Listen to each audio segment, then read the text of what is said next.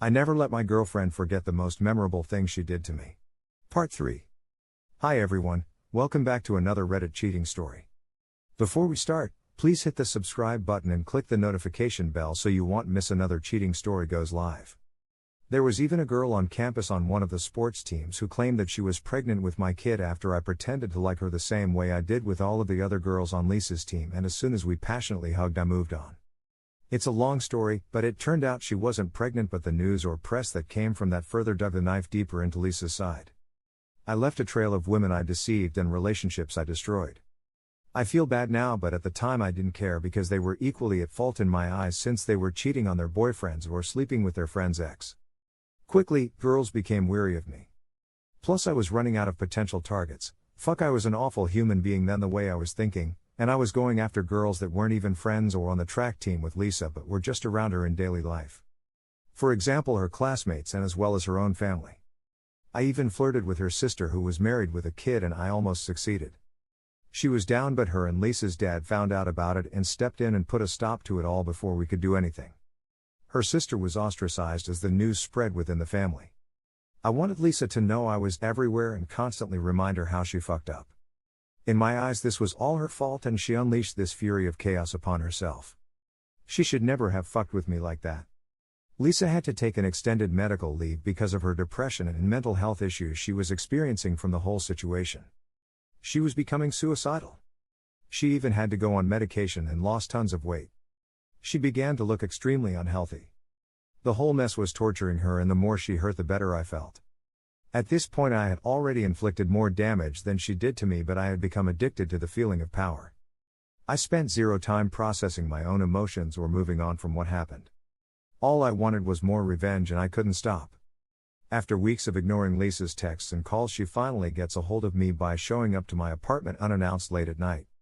She was there to pick up some stuff she left from when she lived there to take home. She was actually a local and her parents lived close by.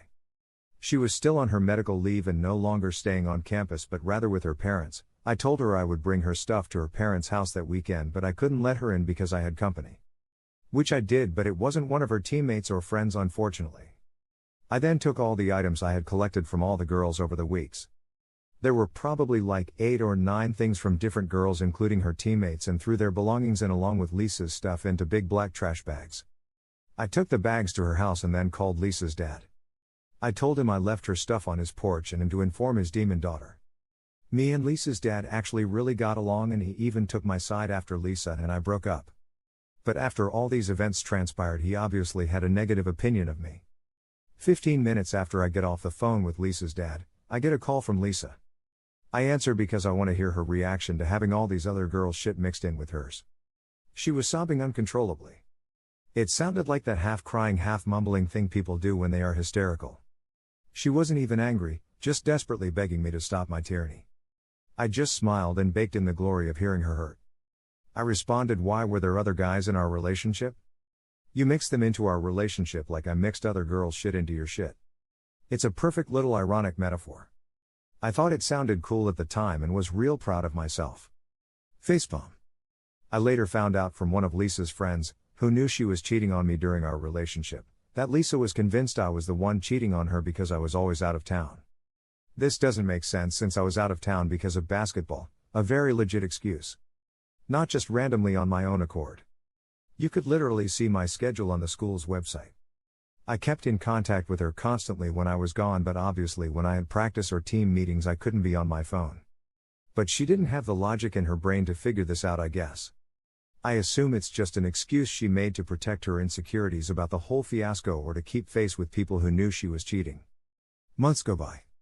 Lisa comes back to school from her medical leave and we bump into each other at the physical therapy center in our athlete facility building. I see this as yet another opportunity.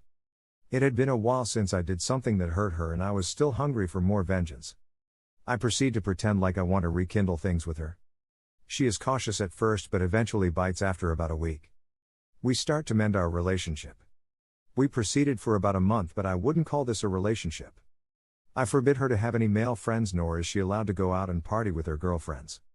I also need full access to all her accounts and her location at all times. It was more like a hostage situation. It gave me a sense of control. Meanwhile, I'm not being faithful at all. This was my plan all along.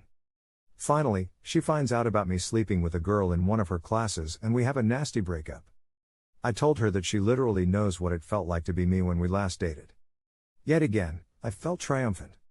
It was just another chance to hurt her and I did. After this we don't speak for years. I graduated from university and moved to Central America. She messages me while I'm there about a year after I moved and about 2 years after we last spoke. At this point my life has become that of a real degenerate. I was doing copious amounts of drugs on a daily basis and about 75% of my life was involved in some sort of illegal or nefarious activities. But I still blame her for me becoming the dark soul that I was and taking no responsibility for bitter immoral nature. I hadn't had another relationship since her and always had trouble because I couldn't trust a woman in any capacity anymore. Even after years had passed, I saw this instance of her messaging me as yet another opportunity to hurt her. We begin to talk as friends and even get flirty with each other over Facebook Messenger. Mind you, there are literally many countries, states and an ocean between us at this point. I was planning a trip back to my old university to visit some friends. However, I told her it was different. I explained to her I was moving back to the city for a new job I was just offered. We decide to meet up when I get back and see if there's anything worth saving between us. I had put on my best acting hat and tried to seem like I've put our past behind us. However, I'm just as vengeful now as I was years ago. She's finishing up her last year at university and I am making the trip back to the USA. I met Lisa at a coffee shop when I arrived. We spent the entire night together. From her point of view, it really looks like we had moved past our differences and what happened. We could actually work things out. However, I'm not moving back obviously like I told her. I am only staying 2 nights. She doesn't know this. After hooking up a few times and spending 2 days together, without mentioning anything to her about me leaving, I pack my things and get back on a plane back to Central America. I blocked her on all my social media and communication outlets.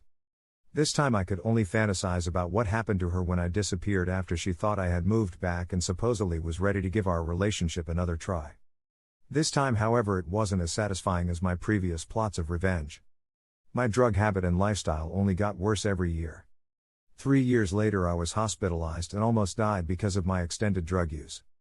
I was never sober a full 24 hours after that day that went through that fucking period calendar. Looking back, as much pain as I might have caused her with my vengeful life, my new identity that consumed my old one was so tainted with a dark spirit at heart. I think I honestly did more harm to myself with my actions and led me down the road where I had no morals anymore. Though I spent the entirety of this story telling everyone of how I kept getting revenge on my ex for cheating on me, as satisfying as it was, I wish I would have spent an equal amount of energy healing myself from the incident. If anyone reading this is experiencing the pain that comes with cheating, a good revenge story can bring you some satisfaction, but I hope you don't make the same mistake I did. Rather spend more time healing yourself from the hurt and moving past it. Revenge won't heal you. It will be a separate journey but could distract you from putting yourself back together. Luckily I got sober and am sober now for 4+ years. I even had another girlfriend of 2 years cheat on me before I got sober, but this time I didn't take revenge. I spent my time healing. I changed and only focused on myself, and that was way more satisfying than the revenge I got on Lisa for cheating on me. There are more to come. Find out the update of this story, check our channel or the description. Thank you for watching, and don't forget to subscribe and turn on the notification bell for any future cheating stories.